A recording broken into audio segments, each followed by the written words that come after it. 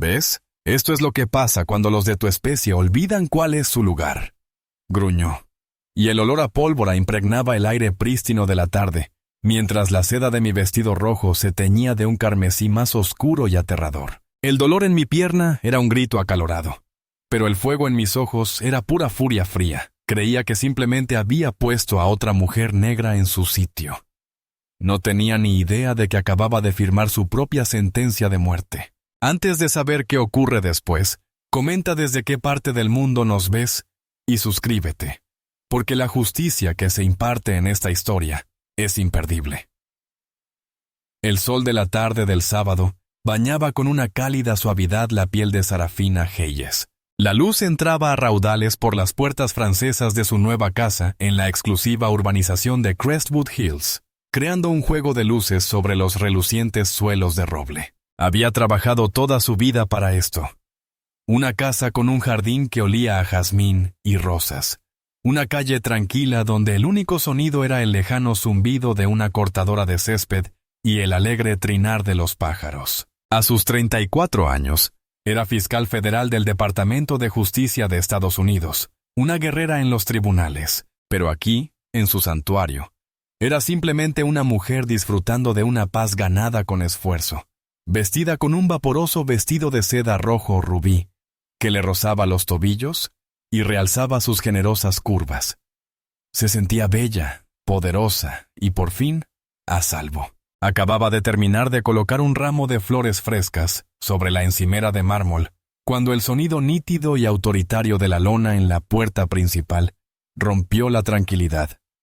A través del cristal biselado, vio la silueta de un policía.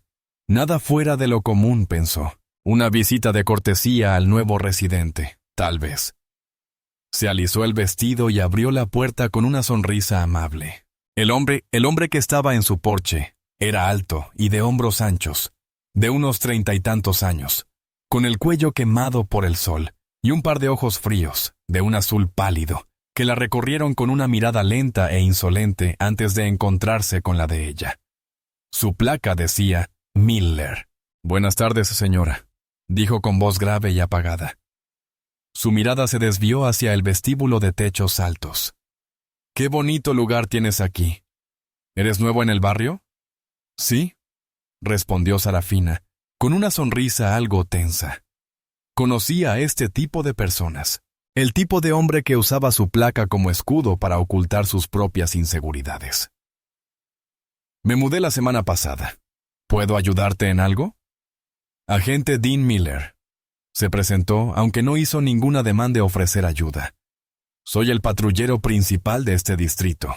Me gusta conocer a todos los residentes. Asegurarme de que todos se sientan seguros». La forma en que pronunció la palabra «seguros» sonó menos a promesa y más a amenaza. Se apoyó en el marco de su puerta, acomodándose, invadiendo su espacio personal. «Verá, Crestwood Hills se enorgullece de ser una comunidad segura y tranquila. Tenemos un cierto nivel que nos gusta mantener». Las alarmas internas de Sarafina se encendieron. «Aprecio su trabajo, oficial. Elegí este barrio precisamente por eso».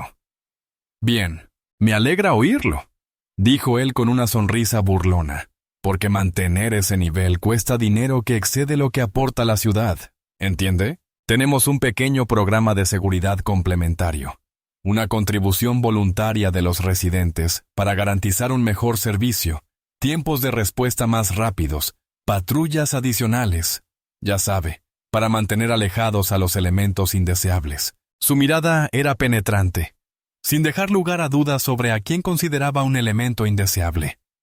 Su descaro era asombroso.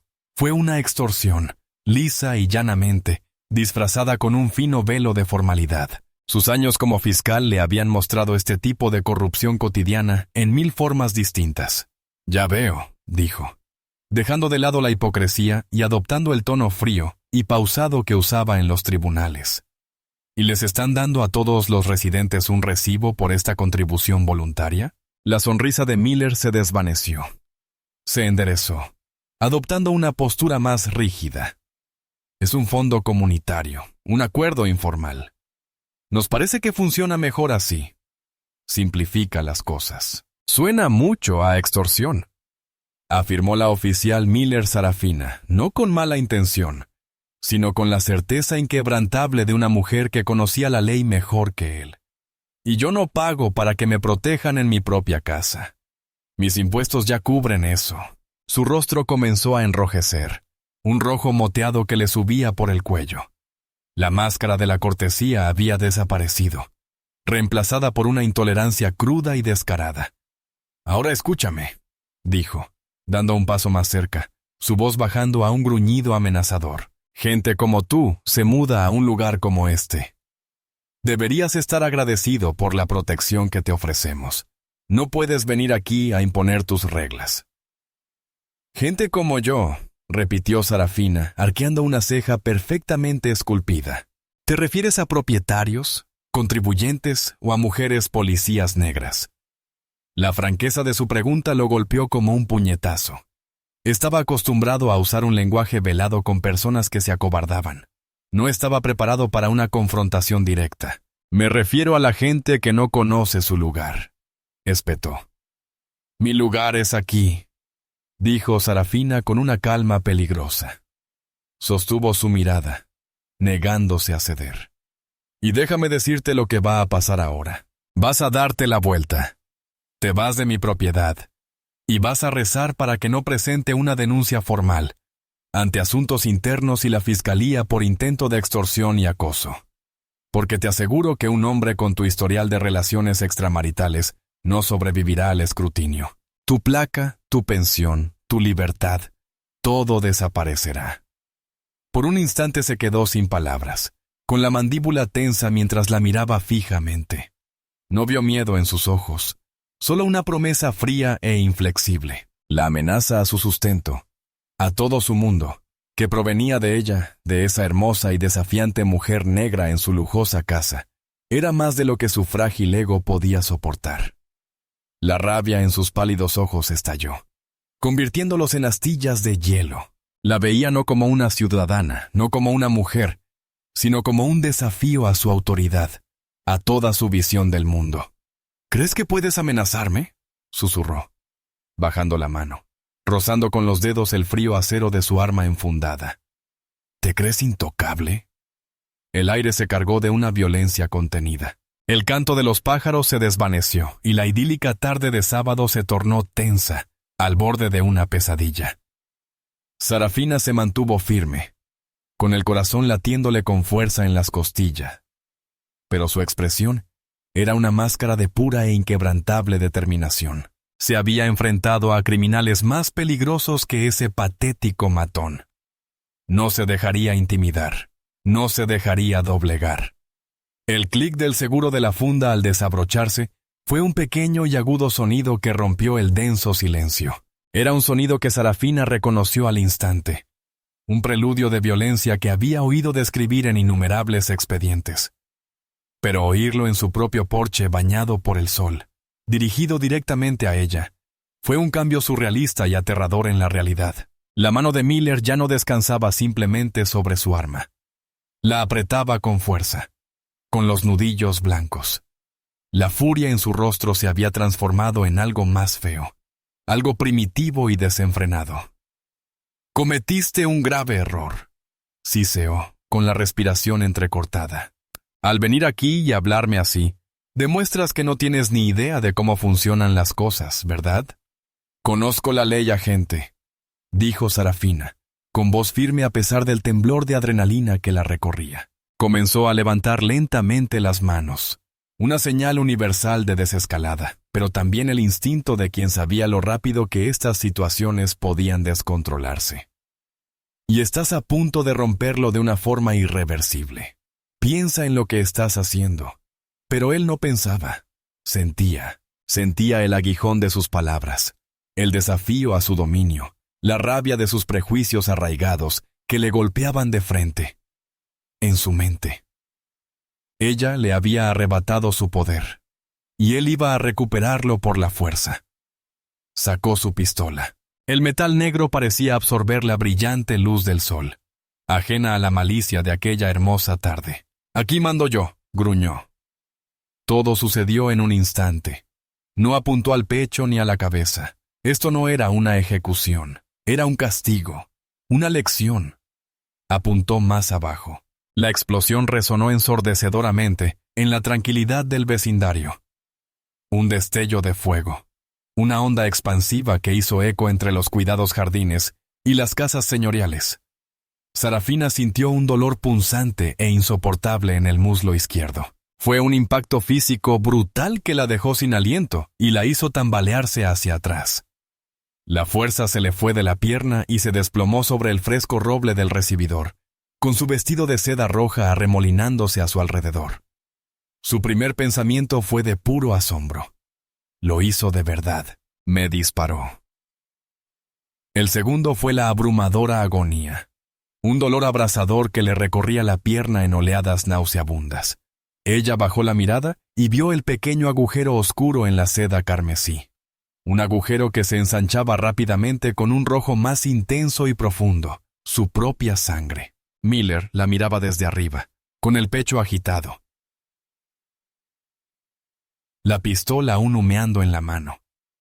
Por un instante fugaz, un destello de pánico cruzó su rostro. La realidad del disparo, verla en el suelo, la sangre, pareció devolverle la compostura. Pero entonces el pánico dio paso a una fría y calculadora determinación. El instinto de supervivencia se apoderó de él. Ya no era un policía, era un delincuente intentando borrar sus huellas. Disparos. El agente necesita refuerzos. Gritó por la radio, con voz tensa y profesional. Tengo a una sospechosa abatida. Mujer negra, armada y hostil. Repito, la sospechosa está armada. Sarafina lo miró fijamente. El dolor, un infierno rugiente en su pierna. Pero su mente estaba sorprendentemente clara. Él está creando la historia. Observó, impotente y furiosa, cómo él metía la mano en una de sus cartucheras tácticas y sacaba un cuchillo pequeño, sin registrar, un arma desechable. Lo abrió con destreza y lo arrojó, haciéndolo caer al suelo con un ruido sordo a pocos metros de su mano extendida. La prueba fabricada perfecta. Se arrodilló a su lado, no con preocupación, sino con una mirada gélida y depredadora. Deberías haber pagado, susurró. Su voz un ronquido venenoso, solo para ella. Ahora eres una loca que amenazó a un policía con un cuchillo. Tendrás suerte si vuelves a ver a tu hijo en 10 años. Presionó 2 dedos contra la herida en su pierna, no para ayudar, sino para infligir una nueva oleada de dolor cegador. Ella jadeó, con la vista nublada. ¿Ves? Esto es lo que pasa cuando los de tu especie olvidan su lugar. El lejano sonido de las sirenas comenzó a crecer, un sonido que debería haber anunciado la llegada de ayuda. Pero para Sarafina, sonó como el cierre de una trampa de acero. Llegarían los paramédicos. La verían a ella, una mujer negra sangrando en el suelo, y a él, el oficial condecorado con una historia inventada de defensa propia. Le creerían. Llegarían sus refuerzos. Verían el cuchillo. Le creerían. Todo el sistema, aquel al que había dedicado su vida a defender, estaba a punto de volverse contra ella como un arma. Entre la bruma del dolor, clavó la mirada en la de él. No hubo súplicas, ni ruegos. La agonía era inmensa, pero la furia en su alma era un fuego distinto, frío, preciso y eterno. Él creía haber ganado. Creía haberla silenciado, haberla encerrado en la jaula que había construido para ella con sus mentiras. Pero a medida que las sirenas se acercaban y el mundo se desvanecía en una mancha gris, Sarafina Hayes hizo una promesa silenciosa. No solo le había disparado a una mujer, le había declarado la guerra a una fiscal federal. Y era una guerra que iba a perder. Ella soportaría el dolor, sobreviviría a sus mentiras. Y entonces reduciría a cenizas todo su mundo corrupto. El mundo volvió a enfocarse con el olor estéril del antiséptico y el pitido electrónico rítmico de un monitor cardíaco. Sarafina ya no estaba en su vestíbulo bañado por el sol. Estaba en una habitación de hospital. Las crudas luces fluorescentes del techo eran un pobre sustituto del sol de la tarde. Le subieron una manta áspera y almidonada hasta el pecho, y le elevaron la pierna izquierda, envuelta en un grueso capullo de vendas blancas. El dolor punzante en el muslo se había convertido en un dolor profundo y punzante. Un recordatorio constante y sombrío de la brutalidad de Miller. Pero el dolor físico no era nada comparado con el frío terror que se instaló en su estómago. Era una víctima, pero la trataban como a una prisionera. Un policía vigilaba justo afuera de su puerta. Su presencia era un mensaje claro. No iba a ir a ninguna parte. Su hermoso vestido rojo había desaparecido, reemplazado por una bata de hospital endeble y humillante.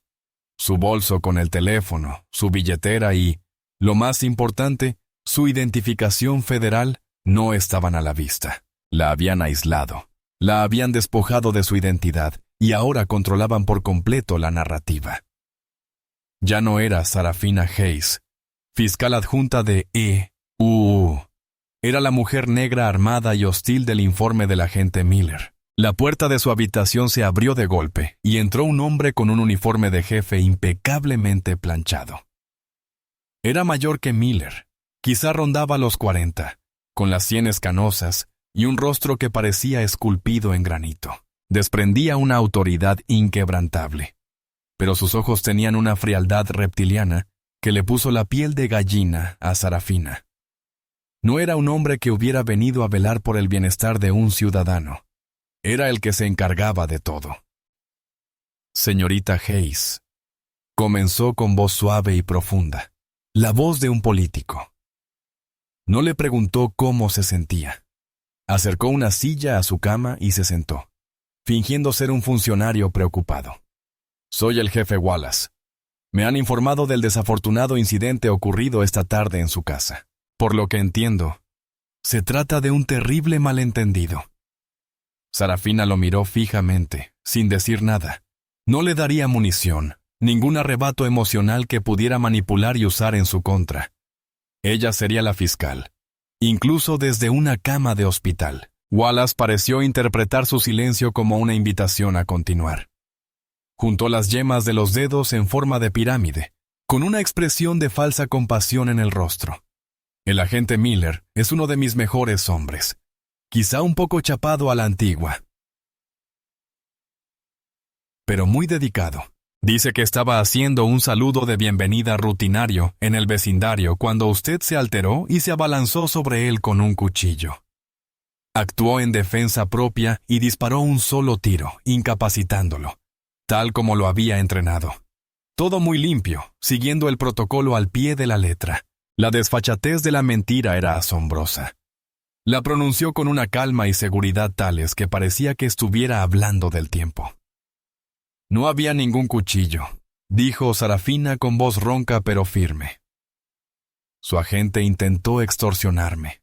Cuando me negué y amenacé con denunciarlo, me disparó a sangre fría. El jefe Wallace dejó escapar un leve suspiro, como si tratara con un niño rebelde. Señorita Hayes, Sarafina. ¿Puedo llamarla Sarafina? Seamos realistas. Tenemos la palabra de un oficial condecorado contra la suya. Recuperamos un arma en la escena del crimen. Tenemos la llamada de auxilio del oficial Miller grabada y con fecha y hora. La historia ya está escrita. Se inclinó hacia adelante, bajando la voz en tono conspirador. Pero soy un hombre razonable. No quiero que la vida de una nueva residente se arruine por un momento de imprudencia. Probablemente estabas estresada por la mudanza. Quizás habías bebido. Pasa.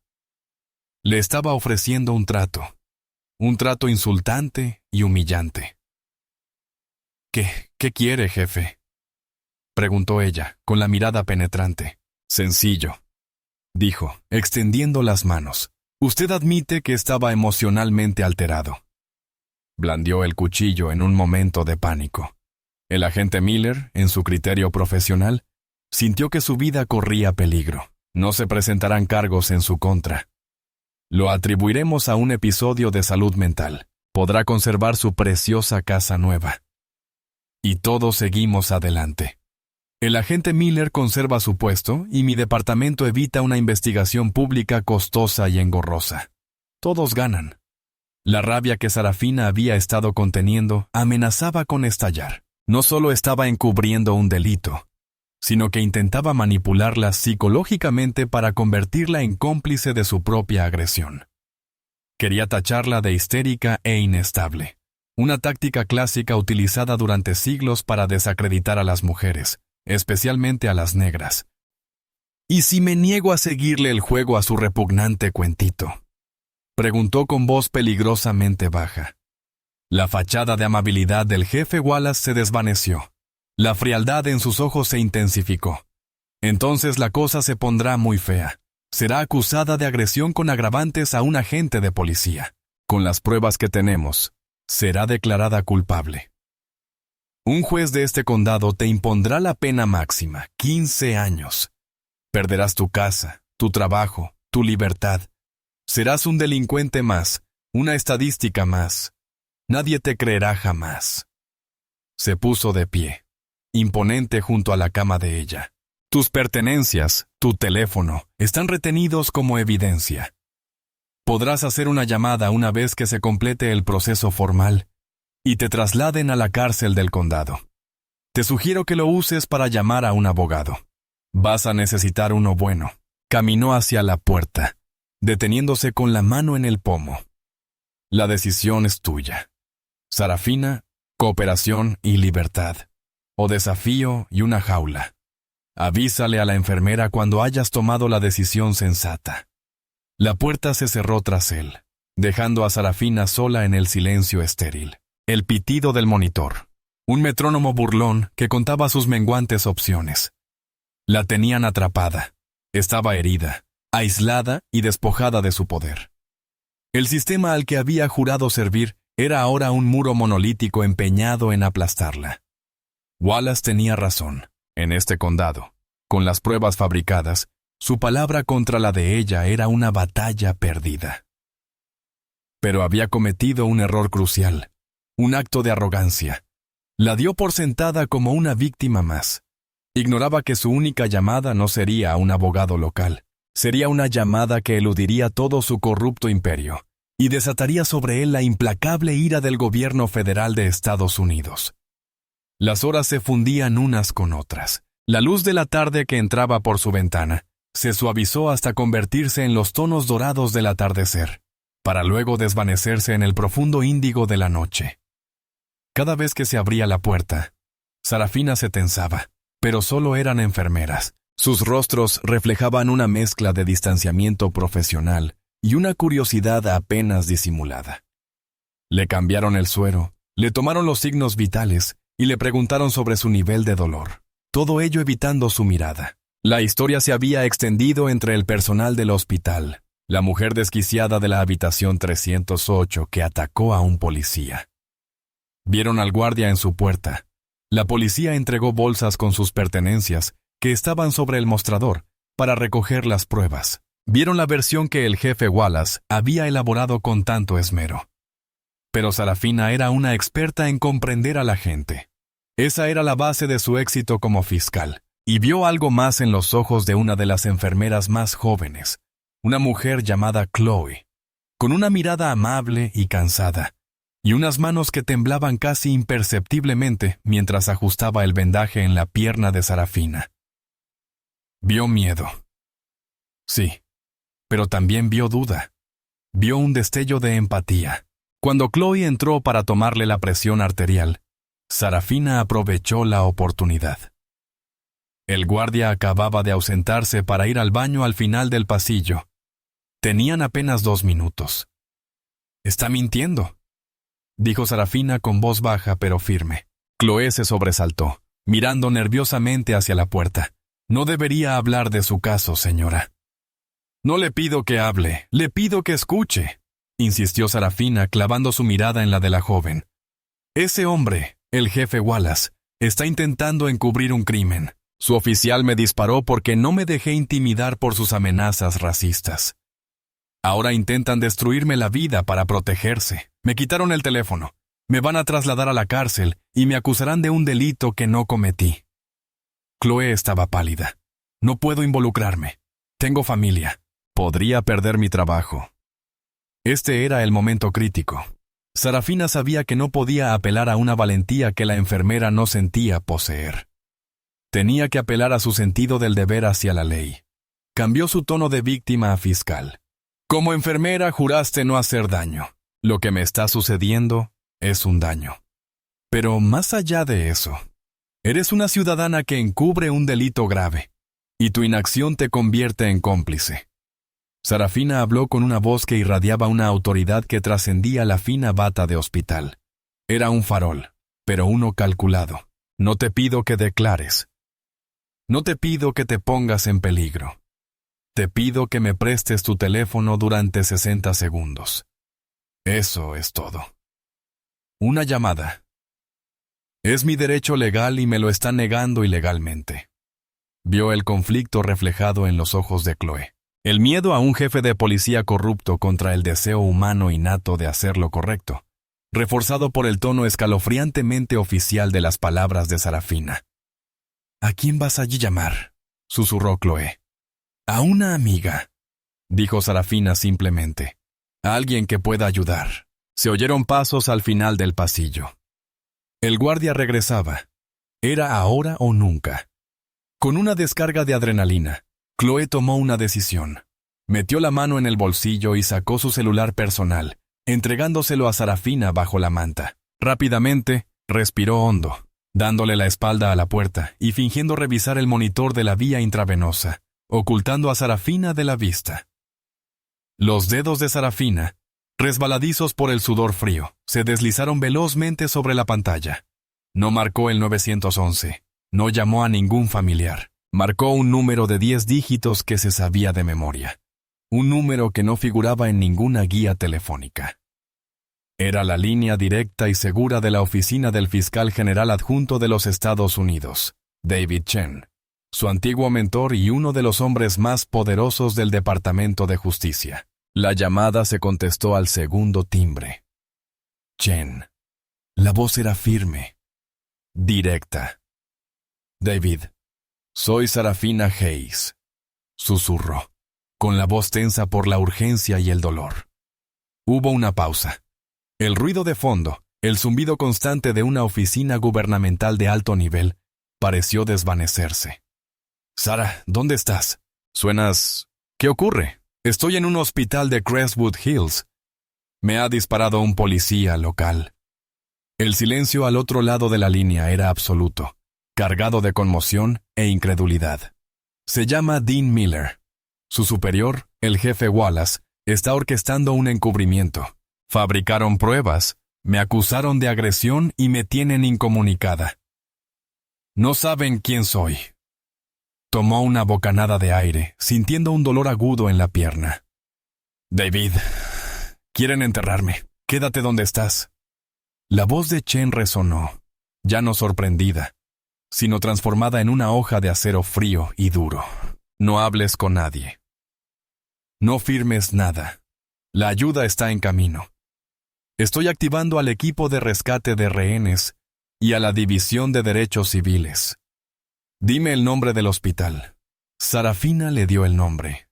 Al hacerlo, Chloe le tocó el hombro con urgencia. El guardia estaba en la puerta. Tengo que irme, susurró Sarafina. Ya vamos para allá, Sara.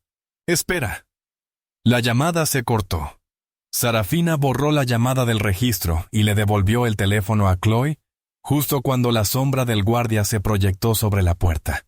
Chloe lo tomó sin mirarla, con el rostro desencajado por el terror, y salió corriendo de la habitación. Sarafina se recostó en las almohadas, con el corazón latiéndole con fuerza contra las costillas. La suerte estaba echada. Había encendido la mecha, y el fuego ahora se extendía rápidamente desde Washington, D.C. hacia Crestwood Hills. Wallace y Miller, en su arrogante pequeño reino, no tenían ni idea de la tormenta federal que estaba a punto de desatarse sobre ellos. Creían que estaban enjaulando a un animal callejero. Estaban a punto de descubrir que habían atrapado a una leona y que ésta Acababa de llamar al resto de la manada, a la comisaría de policía de Crestwood Hills. El ambiente estaba cargado de una satisfacción arrogante. El edificio en sí era un monumento al poder establecido, una estructura baja y brutalista de hormigón y vidrios tintados, que parecía mirar con desdén a la comunidad a la que supuestamente debía servir. Dentro, bajo el zumbido de las luces fluorescentes, el oficial Dean Miller presidía la reunión. Relató a algunos de sus colegas una versión exagerada de los sucesos de la tarde. Se recostó en su desgastada silla de escritorio, con un vaso de espuma de poliestireno lleno de café quemado en la mano. El héroe de su propia historia. Llegué a la puerta y enseguida me di cuenta de que algo le pasaba, dijo, alzando la voz para que toda la sala de la brigada lo oyera, los ojos desorbitados, temblando. Intenté hablarle con calma. Ya sabes, hago todo eso de la policía comunitaria y ella pierde los estribos. Empieza a gritar que la estoy acosando. Su compañero, un agente más joven y menos seguro de sí mismo llamado Ben Carter, se removió incómodo en su escritorio. Había llegado como refuerzo y solo había visto las consecuencias, pero la historia de Miller ya tenía algunos detalles que no cuadraban del todo. Y entonces, ¡zas! Miller continuó, gesticulando dramáticamente con las manos. Sacó esta navaja de la nada. Se abalanzó sobre mí como un maldito mono araña. No tuve opción. Un disparo, directo al centro de la pierna, y la tumbó al instante. De manual. Dio un sorbo triunfal a su café. El jefe está ahora en el hospital tomándole declaración. Seguro que ahora está diciendo otra cosa. En ese momento, el jefe Wallace entró en la sala de la brigada con una sonrisa de autosatisfacción. Caminaba con la seguridad de quien acaba de sofocar un incendio antes de que se propagara. Le dio una palmada en el hombro a Miller. Buen trabajo, Dean. Manejaste una situación tensa con profesionalismo. ¿Está lista para cooperar, jefe?, preguntó Miller con impaciencia. Lo hará, dijo Wallace con voz autoritaria. Bajó la voz, pero no tanto como para que los demás agentes no lo oyeran. Es dura. Tiene mucha actitud. Intentó convencerme con un cuento chino sobre ser abogada, un farol desesperado. Pero le expliqué sus opciones, ya entrará en razón. Siempre lo hacen. Sacó una carpeta de debajo del brazo y la dejó sobre el escritorio de Miller. Aquí está el informe preliminar. Quiero que tú y Carter redacten sus declaraciones. Asegúrense de que coincidan. Detallen su agresividad, su comportamiento errático, las amenazas verbales. Quiero que esto sea impecable. Se volvió hacia Carter con la mirada penetrante. ¿Vio el cuchillo al llegar, agente Carter? No era una pregunta, era una orden. Carter vaciló una fracción de segundo, debatiéndose entre su conciencia y su instinto de supervivencia. Había visto el cuchillo en el suelo, sí, pero la colocación parecía premeditada y la mujer en la ambulancia no parecía estar alterada. Parecía furiosa y resuelta, incluso con el dolor. Pero para contradecir a Miller y al jefe, eso fue un suicidio profesional. O peor. Sí, jefe, murmuró, con la mirada fija en su escritorio. Vi el cuchillo. Buen hombre, dijo Wallace, dándole una palmada condescendiente en el hombro. Ahora, hazlo. Cuanto antes la procesemos, antes podremos ponerle un mono de trabajo y todo este lío será cosa del pasado. Durante la siguiente hora, Miller y Wallace trabajaron para construir su fortaleza de mentiras. Miller, con la reticente firma de Carter, escribió un relato ficticio y detallado del incidente, presentando a Sarafina como una agresora desquiciada. Describió cómo ella le había gritado insultos racistas, cómo había echado espuma por la boca y cómo él había temido por su vida. Cada frase era una mentira cuidadosamente elaborada, diseñada para inmunizarlo de las consecuencias. Mientras tanto, Wallace hablaba por teléfono con la Fiscalía del Condado, asegurando personalmente que el caso era sólido. Agresión a un agente de la ley, un caso claro. Tenemos el arma, tenemos la declaración del agente, ¿tenemos a una agente de apoyo como testigo? Sí, está armando un escándalo. pero se declarará culpable en cuanto vea las pruebas que tenemos contra ella. Un día más en el paraíso. Estaban tan seguros de sí mismos, tan cegados por su propia arrogancia y la certeza de un sistema que habían manipulado durante años. Se movían con la facilidad inconsciente de depredadores que jamás habían conocido el miedo, que jamás se habían enfrentado a un verdadero desafío. La idea de que esta mujer, esta única mujer negra, pudiera representar una amenaza para ellos, les resultaba ridícula. Tenían las placas, las armas, la ley y todo el apoyo policial de su lado. Controlaban el tablero, las piezas y las reglas del juego. Miller se recostó en su silla tras firmar su declaración falsa, con una amplia sonrisa en el rostro. ¿Sabes?, le dijo a Carter. Esa casa suya probablemente será confiscada tras la condena. Debería darte vergüenza dejarla perder.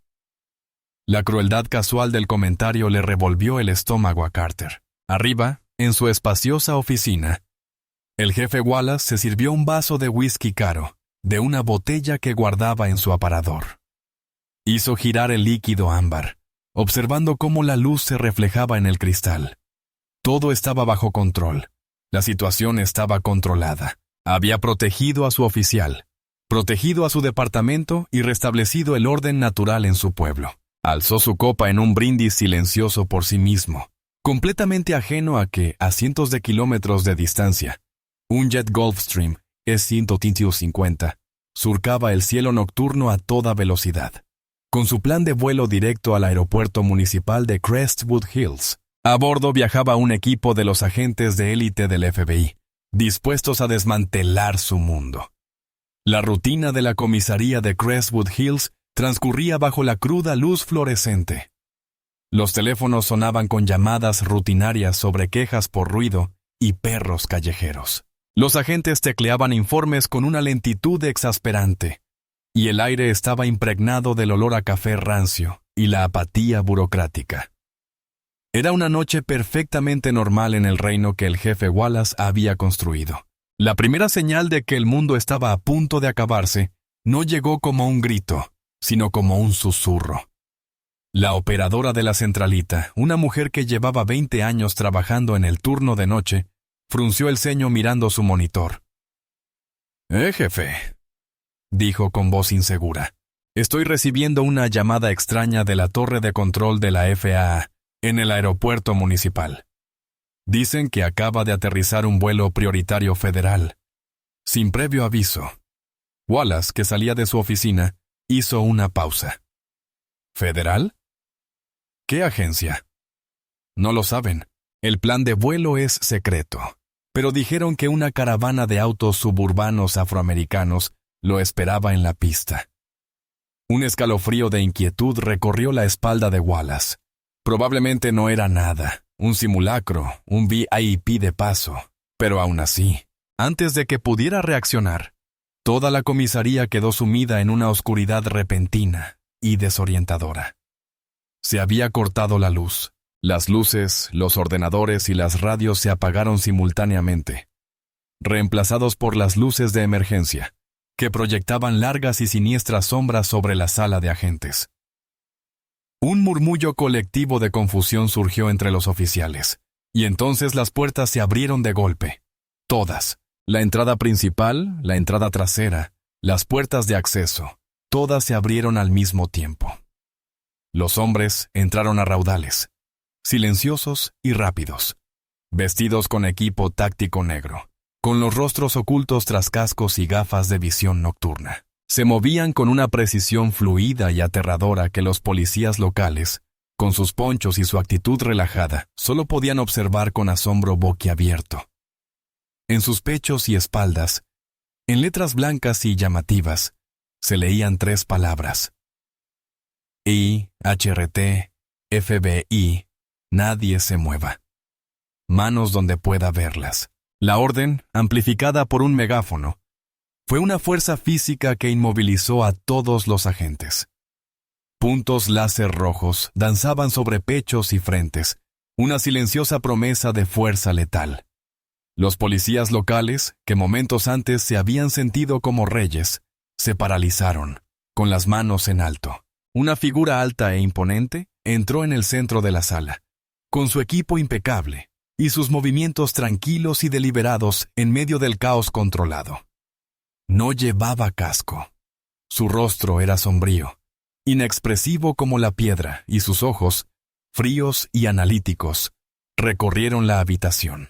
Se trataba del agente especial a cargo del equipo de rescate de rehenes, Marcus Thorne, un hombre que había perseguido terroristas en las montañas de Afganistán y desmantelado cárteles en las selvas de Colombia. Al observar los rostros aterrorizados de los policías de Crestwood Hills, se mostró completamente impasible. «Jefe Wallace», dijo Thorne en voz baja. Sin embargo, su voz atravesó la tensión como un bisturí. «Tengo una orden federal para tomar el control de estas instalaciones.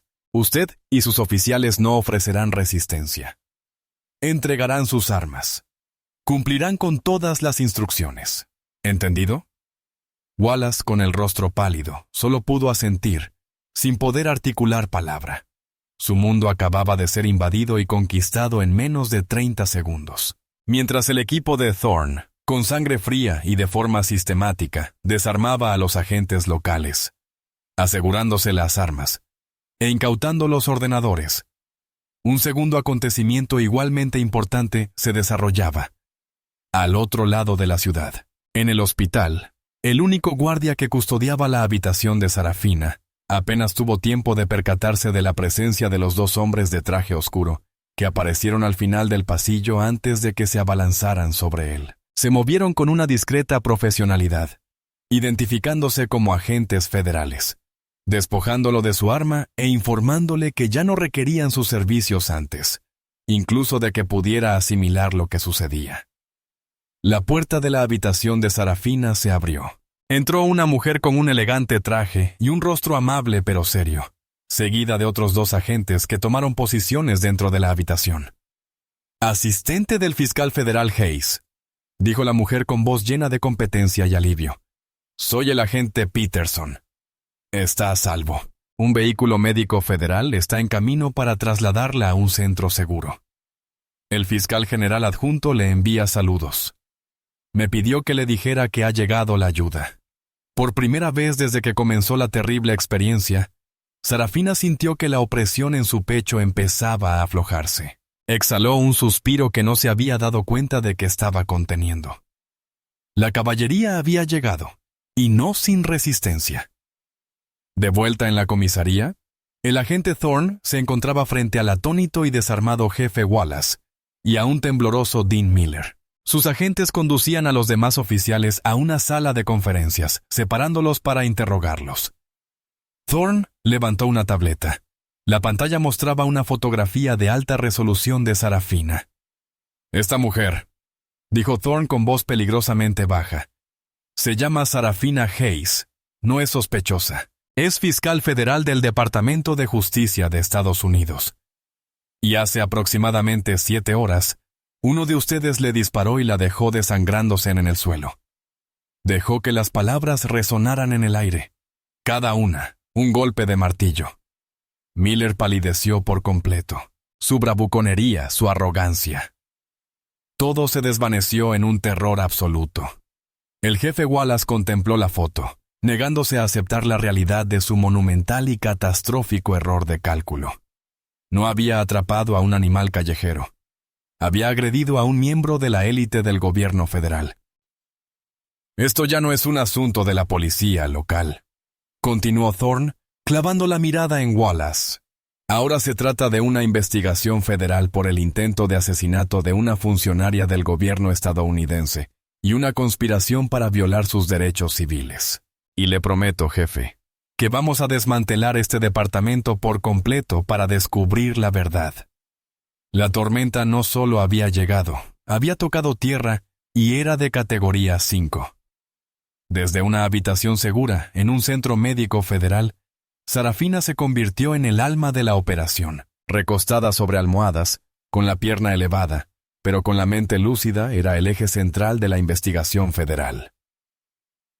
Con un teléfono satelital en la oreja y una computadora portátil abierta frente a ella, Dirigía al agente Thorne y a su equipo con la precisión de una estratega magistral. Los años que había dedicado a preparar casos complejos contra organizaciones criminales la habían preparado para este momento. Sabía cómo desmantelar una organización basada en mentiras, porque lo había hecho una docena de veces antes. La única diferencia era que esta vez los criminales llevaban placa, y la víctima era ella. «Thorne, escúchame», dijo con voz nítida a través de la línea encriptada. Miller arrojó un cuchillo al suelo. En el vestíbulo. Un arma desechable. «Supongo que no es la primera vez que lo usa. Revisa el depósito de pruebas del departamento para ver si hay cuchillos similares registrados en arrestos anteriores. Especialmente en casos con condenas dudosas. Compáralos con el historial de arrestos de Miller en la comisaría». Thorne transmitió la orden. 2 de sus agentes forenses, con la orden federal en mano, comenzaron el meticuloso proceso de inspección de la sala de pruebas de Crestwood Hills. No tardaron mucho. Escondidos en una caja de objetos sin catalogar, encontraron 3 cuchillos más, todos idénticos al recuperado en la casa de Sarafina, barato, indetectable y perfecto para plantar. A continuación, Sarafina continuó. Los residuos de pólvora. El informe de Miller afirmará que yo estaba cerca, que me abalancé sobre él. El patrón de residuos de pólvora en mi vestido y en su uniforme demostrará que miente. Yo estaba de pie en la puerta de mi casa. Él estaba en el porche. La distancia no encajará con su versión. El laboratorio móvil del FBI ya estaba procesando las pruebas. El informe preliminar estuvo listo en cuestión de horas. El patrón punteado, o más bien la ausencia del mismo, en el vestido de Sarafina demostró que el disparo se realizó desde una distancia de al menos 1,5 a 2 metros. Esto contradecía por completo la declaración de Miller sobre un forcejeo a corta distancia. Además, el casquillo de bala se encontró intacto en su porche. Si hubiera habido forcejeo, como describió Miller, el casquillo habría sido pateado o raspado. Era ese pequeño detalle incriminatorio de una escena que había sido manipulada a posteriori. El vecindario, explicó Sarafina, mostrando un mapa satelital de su calle en su computadora portátil. Crestwood Hills está lleno de gente muy preocupada por la seguridad. Hay cámaras por todas partes. Timbres Ring, cámaras en el garaje, vigilancia privada. Se acercó a mi casa, se paró en mi porche. Me amenazó. Su lenguaje corporal, su agresividad, todo está grabado. Que se soliciten las grabaciones de todas las casas de esta manzana. Los agentes de Thorne se desplegaron por el vecindario. Sus credenciales federales abrieron puertas que habrían permanecido cerradas para la policía local. Encontraron lo que buscaban en la casa de enfrente. El dueño, un ejecutivo tecnológico jubilado, tenía un sistema de seguridad de alta gama con múltiples ángulos de visión. Las imágenes eran nítidas. Mostraban la llegada del coche patrulla del agente Miller. Lo mostraban caminando con paso firme hacia la puerta de Sarafina. Las imágenes lo mostraban apoyado en el marco de la puerta, con una postura cada vez más agresiva.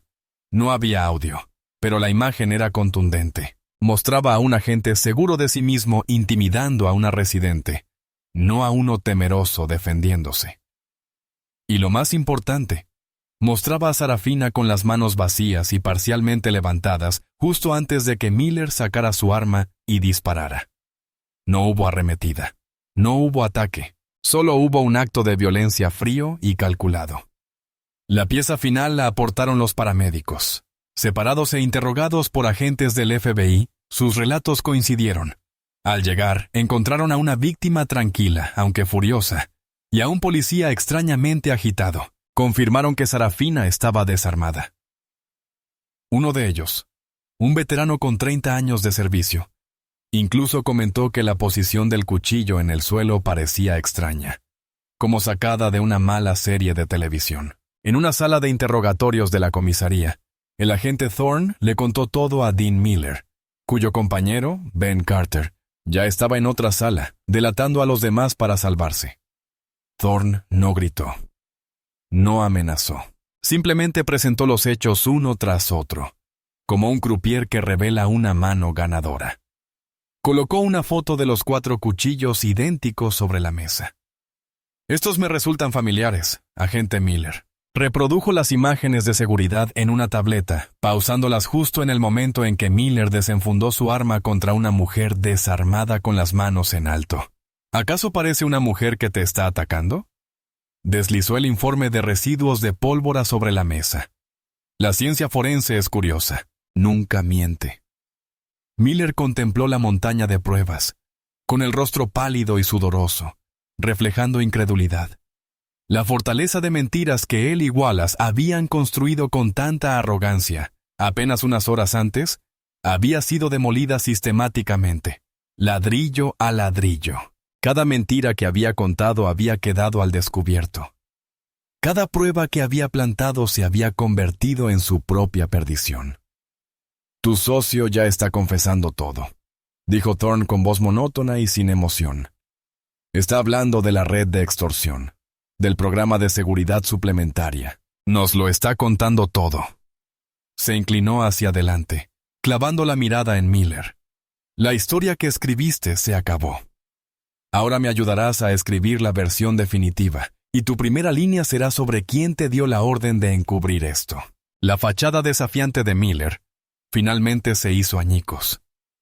El matón, despojado de su poder y sus mentiras, se quebró. Se desplomó hacia adelante, con la cabeza entre las manos, y el único sonido en la habitación fue el sollozo silencioso y desesperado de un hombre culpable que sabía que su mundo acababa de llegar a un final definitivo e irreversible. El muro azul del silencio, ese código tácito que protege a los agentes corruptos, se asienta sobre los cimientos del miedo y el interés propio mutuo.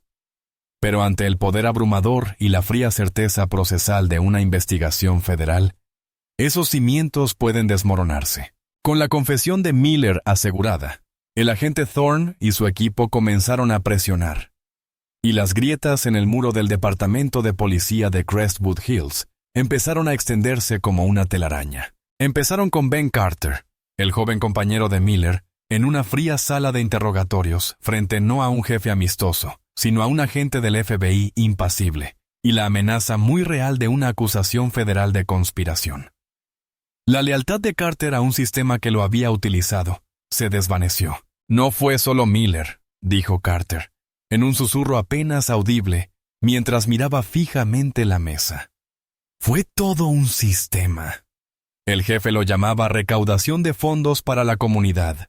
Los veteranos, los patrulleros de mayor rango, todos tenían sus raíces, sus barrios. Se dirigían a los nuevos residentes, especialmente a las minorías o a personas que creían que no causarían problemas.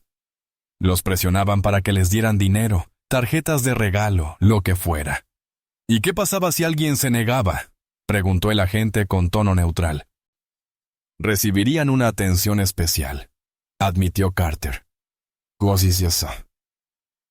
Avergonzado. Controles de tráfico constantes por motivos falsos. Quejas por ruido que nunca se presentaron. A veces, si se quejaban mucho, la situación se agravaba. Se encontraban pruebas durante los registros. Levantó la vista, con ojos suplicantes. Yo nunca planté nada. Simplemente hice la vista gorda. Era nuevo. Quería integrarme. Si no te unes, te hacen la vida imposible. Te ponen en el turno de noche permanentemente. Te quitan los informes y se aseguran de que tu suplente llegue siempre 5 minutos tarde a una llamada peligrosa. Aprendes a callarte y a hacer lo que te dicen. Su confesión desató la tormenta. Armados con el testimonio de Carter y la promesa de clemencia, los investigadores federales comenzaron a interrogar a otros oficiales uno por uno. Los separaron, los interrogaron simultáneamente y utilizaron la información de uno para quebrar a los demás. La resistencia no solo se resquebrajó, sino que se desmoronó. Un sargento al administrativo, a solo 2 años de jubilarse, confesó haber extraviado habitualmente las quejas ciudadanas presentadas contra Miller y otros oficiales, siguiendo instrucciones explícitas del jefe Wallace. Wallace lo llamó deshiervare el jardín, dijo el sargento con voz cargada de resignación. Explicó que era para proteger la moral del departamento de acusaciones infundadas. Otro agente del turno de día admitió que el cuchillo desechable formaba parte de un kit de herramientas no oficial que varios oficiales de mayor rango tenían. Describió otros 2 incidentes en los que se acusó a sospechosos de agresión, después de que cuchillos similares aparecieran misteriosamente en el lugar de los hechos. Ambos sospechosos cumplen condena en prisión estatal. La operadora del departamento, bajo presión, reveló que el jefe Wallace la había llamado personalmente instantes después de que Miller solicitara ayuda. Le había ordenado registrar el incidente tal como Miller lo había relatado y descartar cualquier información potencialmente contradictoria. Era una orden directa para falsificar un registro oficial. La corrupción que descubrieron era endémica. No se trataba solo de unas pocas manzanas podridas. Todo el sistema estaba corrompido desde la raíz. Wallace había cultivado una cultura de impunidad. Premiaba a los oficiales que seguían sus reglas corruptas con ascensos y destinos favorables, mientras que castigaba y aislaba a cualquiera que mostrara un mínimo de integridad. Supuestamente, el dinero de la extorsión se desvió para financiar fiestas extravagantes y clandestinas del departamento, gastos personales, y según un agente novato temblando de miedo, sobornos a ciertos funcionarios municipales para que hicieran la vista gorda. El testimonio más incriminatorio provino de una agente con 5 años de servicio. Ella misma había sido víctima de la intimidación de Wallace tras cuestionar un registro ilegal. Describió sus métodos con una claridad escalofriante. «No grita», le dijo a una agente del FBI, con la voz temblorosa pero firme. Simplemente te llama a su oficina. Cierra la puerta y te explica con calma cómo va a terminar tu carrera. Hablará de tu familia, de tu hipoteca. Mencionará una queja de hace 10 años que puede hacer reaparecer. Te hace sentir completamente sola. Te hace creer que es intocable. A medida que los interrogatorios se prolongaban hasta altas horas de la noche, las pruebas se acumulaban, creando un mosaico detallado de abuso sistémico, extorsión y violaciones de derechos civiles, todo orquestado por un solo hombre. El jefe Darnell Wallace había gobernado su departamento como un señor feudal, sin rendir cuentas a nadie. Pero ahora, el testimonio de los mismos oficiales a quienes había intimidado para silenciarlos se utilizaba para reforzar la estructura de su oficina, convertida ahora en un puesto de mando federal. El agente Thorne escuchaba los informes que llegaban. Observó el organigrama en la pared, un diagrama de la corrupta jerarquía de Wallace. Tachó con una línea roja nombre tras nombre a medida que sus agentes confirmaban su complicidad. El muro azul había desaparecido. Solo quedaba un montón de escombros y un grupo de hombres culpables que se desvivían por traicionarse entre sí para salvarse. El sol aún no había salido, pero un nuevo día de ajuste de cuentas estaba a punto de amanecer en Crestwood Hills. Los primeros rayos del alba bañaban con un suave resplandor gris los cuidados jardines y las impecables casas de Crestwood Hills. Era una de esas horas del día en que el único movimiento en las tranquilas calles arboladas era el suave barrido de los aspersores automáticos y algún que otro corredor. Pero esta mañana, la paz se vio interrumpida por el silencioso y amenazante avance de una flota de camionetas negras del gobierno federal. Recorrieron el barrio dormido sin luces. Su destino. 2 casas en lados opuestos de la exclusiva urbanización, los hogares de los hombres que alguna vez se autoproclamaron sus protectores. El primer equipo se dirigió a una casa colonial de ladrillo de 2 pisos, con un jardín impecablemente cuidado y una bandera ondeando en el porche. Era la casa de Dean Miller. La redada se ejecutó con una eficiencia silenciosa e impresionante. Mientras los agentes aseguraban el perímetro, el equipo HRT se dirigió a la puerta principal. No hubo gritos ni sirenas. Solo un golpe seco y contundente cuando un ariete derribó la puerta. seguido de la orden silenciosa. Orden del FBI. Miller dormía en su cama. Se despertó sobresaltado, no por el ruido, sino por la repentina aparición de varios hombres fuertemente armados en su habitación, con sus miras láser apuntando puntos rojos a su pecho. Lo sacaron de la cama a rastras, y sus protestas, confusas y somnolientas, se le ahogaron en la garganta. Cuando la realidad de su situación lo golpeó con fuerza, lo esposaron, aún en calzoncillos, y lo sacaron por la puerta principal a la mañana que comenzaba a clarear. Sus vecinos, atraídos por el alboroto, se asomaron a sus ventanas y observaron en silencio, atónitos. El policía corpulento y duro de la calle, el que se pavoneaba y presumía de mantener limpio el barrio, era conducido como un delincuente común. A 8 kilómetros de distancia, su cabeza agachaba avergonzada. Un segundo equipo ejecutaba una orden de registro en una casa mucho más grande y ostentosa. Una espaciosa mansión moderna con garaje para 3 coches y piscina. Esta era la casa que la corrupción había construido, el hogar del jefe Darnell Wallace. Wallace era madrugador. Estaba en su elegante cocina preparándose café en su máquina de 1000 expresos. Cuando la puerta principal se abrió de golpe, se giró de inmediato. El café salpicó la encimera de granito y vio a un equipo táctico irrumpiendo en su vestíbulo. A diferencia de Miller, Wallace no protestó, no dijo ni una palabra. Simplemente se quedó allí de pie, con el rostro convertido en una máscara de furia fría y resignada, mientras el agente Thorne entraba en la cocina. «Darnell Wallace», dijo Thorne, con una voz desprovista de triunfo, solo cargada de la fría y definitiva sentencia de justicia. «Queda usted arrestado por conspiración para violar los derechos civiles, obstrucción a la justicia, manipulación de testigos y crimen organizado». Lo esposaron allí mismo, en su cocina. Al dejarlo salir, pasó junto a la pared de su sala, un monumento a su propio ego, cubierta de placas y condecoraciones. Una foto suya estrechando la mano del gobernador parecía burlarse de él. Su esposa observaba desde lo alto de las escaleras, con el rostro reflejando una mezcla de terror e incredulidad. Afuera, la escena era un calco de la casa de Miller.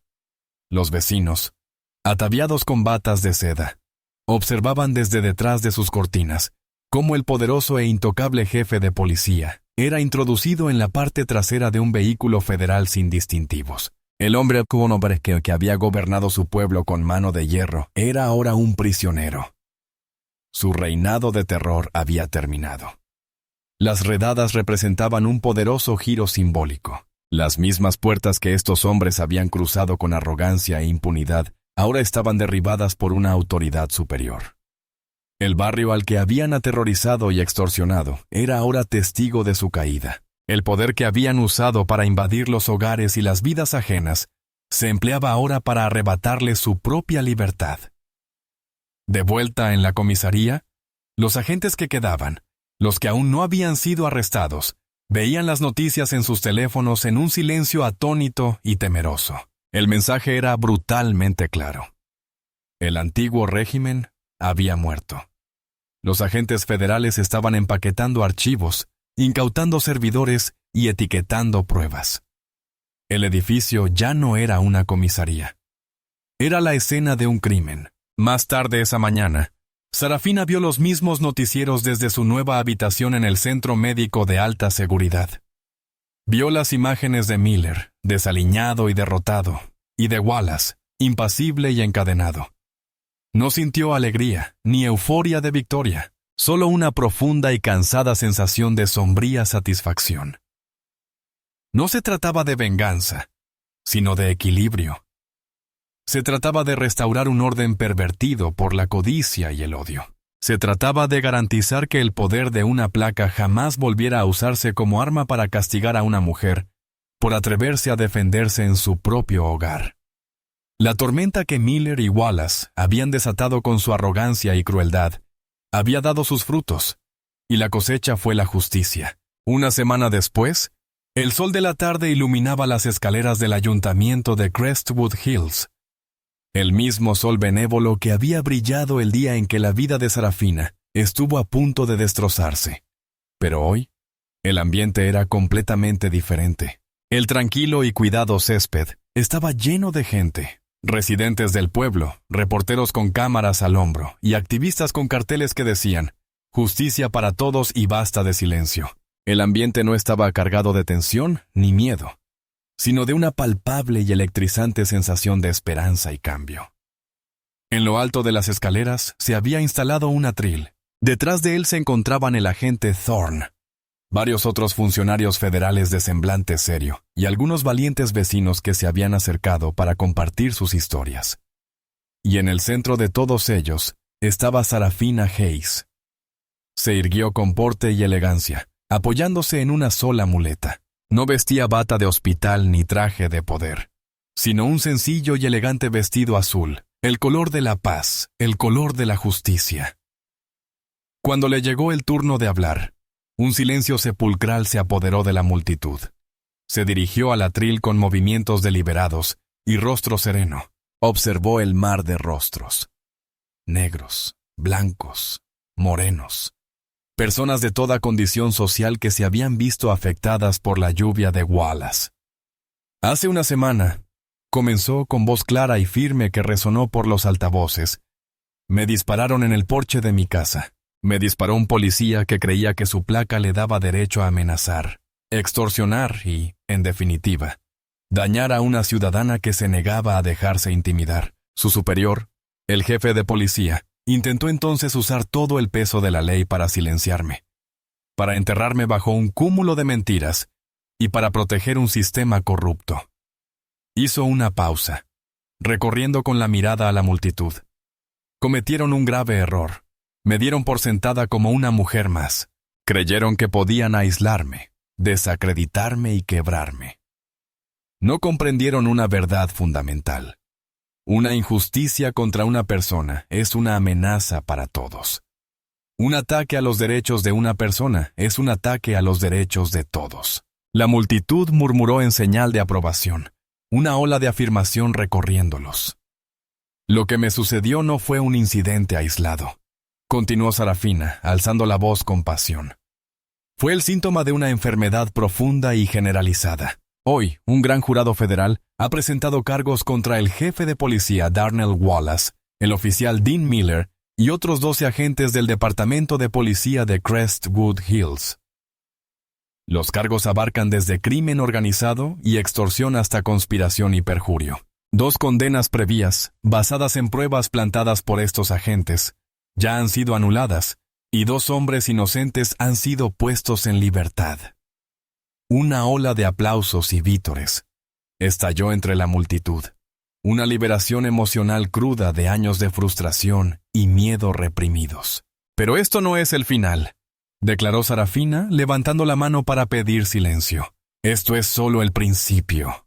El Departamento de Justicia ha abierto una investigación exhaustiva sobre las prácticas irregulares de este departamento. Lo reformaremos desde sus cimientos. Implementaremos supervisión comunitaria, capacitación en técnicas de desescalada y una política de tolerancia cero ante el abuso de poder. Construiremos una fuerza policial que sirva y proteja a todos sus ciudadanos, no solo a unos pocos. Miró directamente a la cámara de televisión más cercana. Su mensaje estaba dirigido a una audiencia nacional. A todo agente corrupto que cree que su placa es un escudo para sus prejuicios, que sepa esto. Estamos observando. A cada ciudadano que ha sufrido en silencio, sepan esto, no están solos. Y a cada persona que cree en la promesa de justicia, sepan esto, es una promesa por la que vale la pena luchar. Se apartó del podio, mientras los aplausos resonaban a su alrededor. Esto no se trataba de venganza contra los hombres que la habían agraviado. Se trataba de reafirmar los principios sobre los que había construido su vida. Se trataba de usar su poder no para la venganza personal, sino para el bien público. Se trataba de asegurar que nadie más tuviera que sufrir lo que ella había sufrido. Al finalizar la rueda de prensa y dispersarse la multitud, Sarafina permaneció en las escaleras, apoyándose levemente en su muleta. El sol le calentaba el rostro. Una suave brisa mecía las hojas de los viejos robles que bordeaban la plaza. Ya no se oían el caos ni las sirenas, sino las conversaciones de los vecinos, las risas de los niños y el comienzo de la recuperación de la comunidad. El agente Thorne se acercó a ella. «Hiciste bien, consejera», dijo en voz baja. Sarafina observó a una niña trenzar una guirnalda de margaritas en el césped. Un simple y hermoso acto de paz. «Sí, lo hicimos», le corrigió ella en voz baja. Sabía que el camino por delante sería largo. Reconstruir la confianza, reformar un sistema corrupto, sanar las heridas de una generación. Era la labor de toda una vida. Pero por primera vez en mucho tiempo, al contemplar su nueva ciudad, sintió una paz inmensa. La serpiente había sido expulsada del jardín. La lucha no había terminado, pero esta batalla se había ganado. La justicia, pensó, no era un destino, era el largo, arduo y valioso camino hacia la luz. ¿Qué te hizo sentir esta historia sobre el poder de una sola voz? ¿Has presenciado alguna vez un momento en el que la valentía marcó la diferencia? Comparte tus ideas en los comentarios.